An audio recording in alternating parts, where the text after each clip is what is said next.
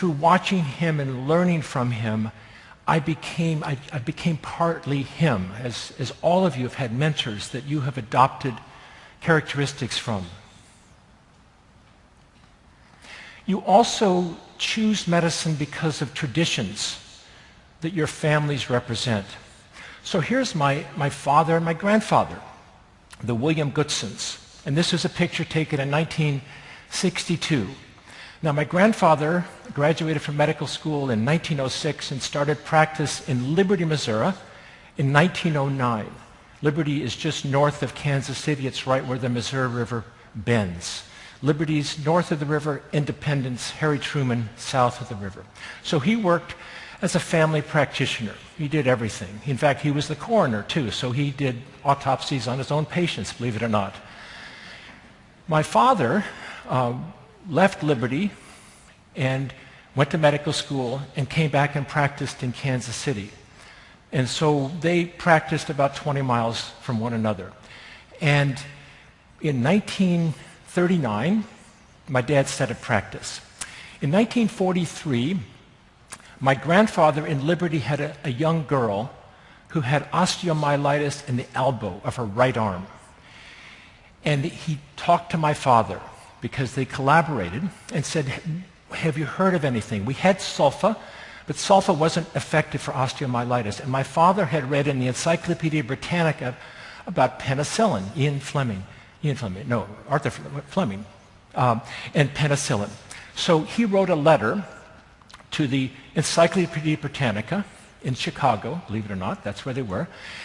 And the next thing that happened is that the FBI showed up, because at that particular point in time, penicillin was proprietary to the Department of Defense. There was no public access to penicillin.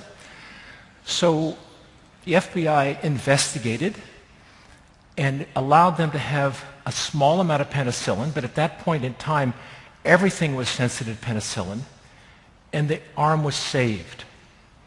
So the science and the innovation of this collaboration became part of the family story in my family. Now, my dad died in '85. My grandfather was killed in an auto accident going to make a house call in 1963. In 2008, my sister was presenting a little seminar on medicine in Missouri, in Liberty, and this woman walks up and she says, I just want to say thank you. My sister was sort of puzzled. Who are you? Well, this was the very woman. She had gone on and become a grandmother, and she ran a daycare center. And she sat there and she opened her arm. It was damaged, but she said, because of the work of your father and your grandfather, I was able to hold my grandchildren. The magic of medicine, the penicillin, which is magic, but you and I have magic as well. The application of that magic becomes part of what inspires us. I asked Randy Barker. Randy Barker is a primary care physician at Hopkins. I said, Randy, talk to me about what motivates you. And he says, I find that I devote much of my time with residents and their patients, noticing and trying to address the mysteries those patients and their families find themselves part of. You know, we don't always recognize how much we know about physiology and pathology and anatomy from the years that we spend practicing. People come to us with enormous confusion, enormous fear, and what we can do for them is to explain that mysterious body that they inhabit. So each of you has something that animates your promise. You may just be enjoying the human experience. You enjoy that connectivity that comes with primary care. You may see yourself as an anchor.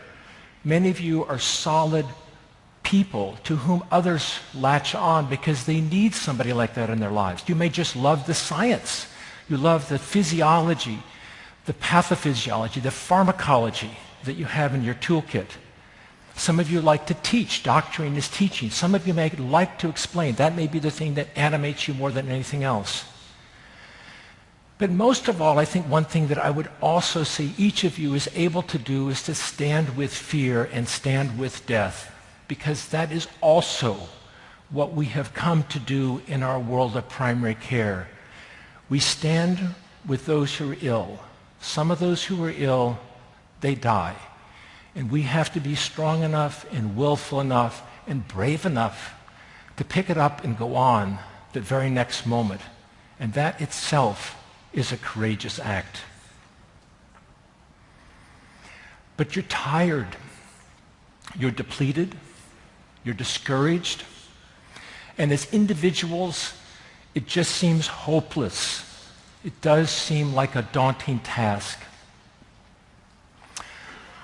So let's move on, because there's work to be done.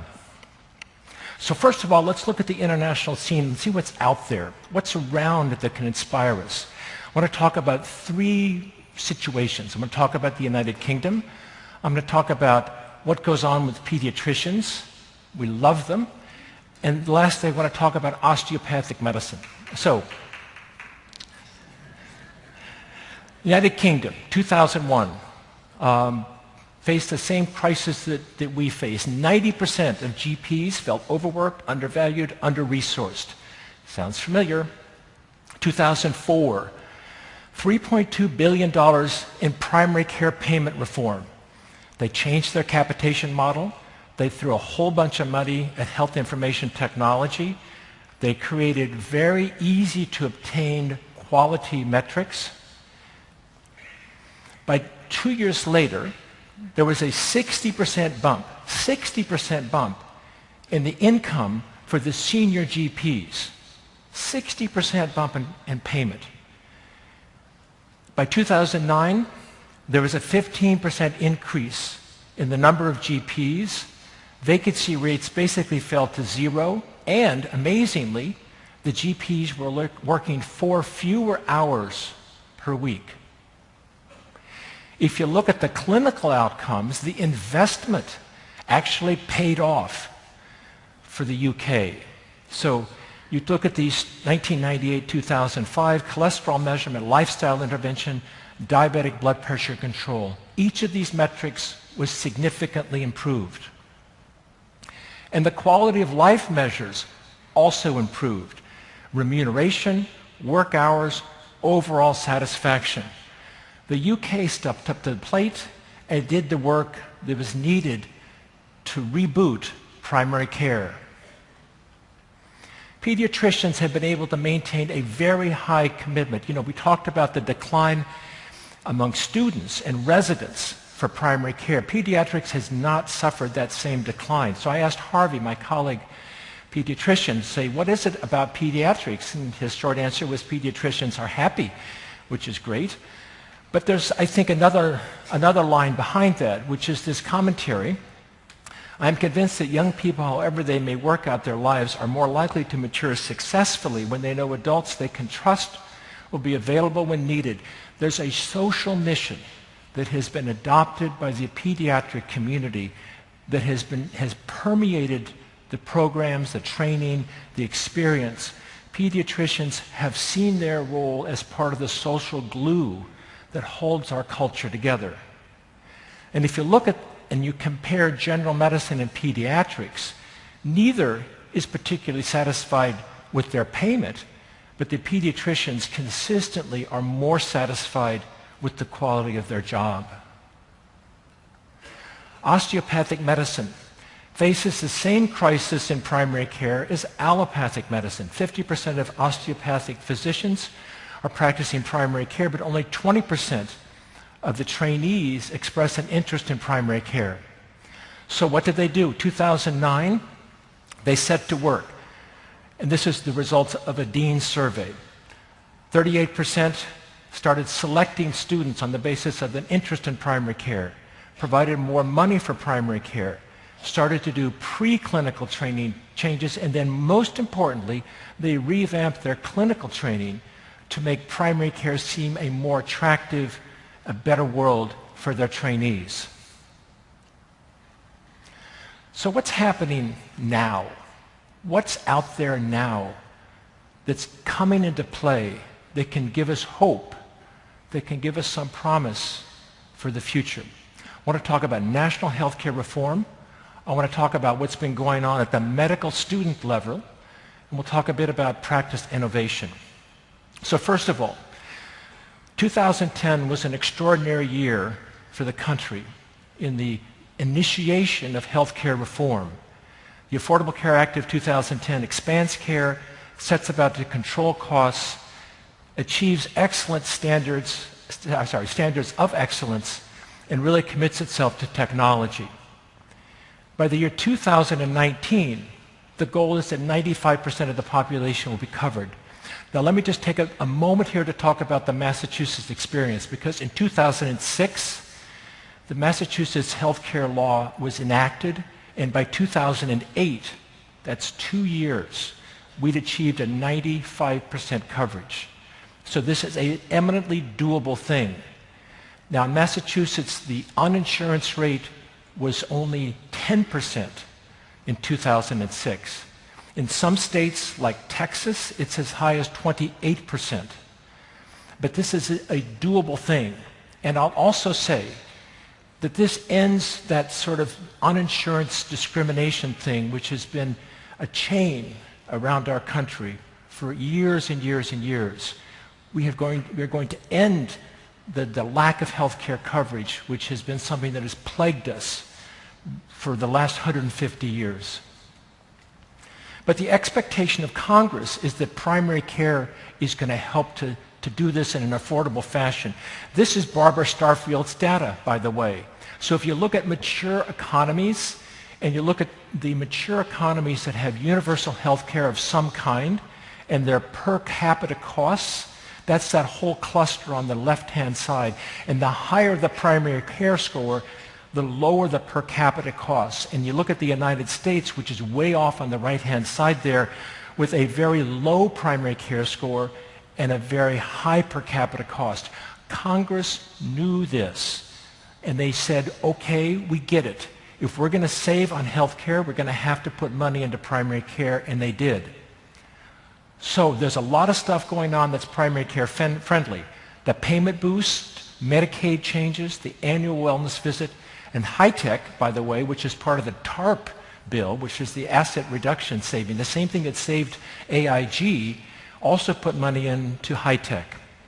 So talk about the primary care payment boost. This has started, by the way. So CMS is going to send every primary care provider a quarterly check as long as over 60% of your Medicare billings are in the outpatient codes, nursing home codes. There's a select number of codes. If you're a hybrid and you do inpatient and outpatient care, the inpatient care is not included in the denominator. So something like 80 to 95% of all primary care clinicians will qualify for this. It's going to come from your Medicare carrier, and the dollars are going to come from Medicare, and this is not at risk. This is not something that's going to be defunded. This is wired into the legislation. This is not an issue of appropriation. This is going to happen for the next 5 years. It'll be made on the basis of your NPI number. If you're in solo practice, you have already gotten this check, or you should have gotten this check, because it should have been issued at the end of March. If you're in a large enterprise, and this is incredibly important, if you're in a large enterprise, that check is issued in your name by your NPI number to that enterprise. And you, as a primary care clinician, should not allow your administrators to take that money away from you. That money is a primary care bonus established as an act of Congress. And it is meant not to support the infrastructure, not to provide more secretary time, not to build computer spaces. It's meant to be a financial bonus to those who are in the trenches doing the work. This is a significant amount of money. If you have 500 Medicare patients, it works out to about $7,500 a year. And that's going to go on for the next 5 years.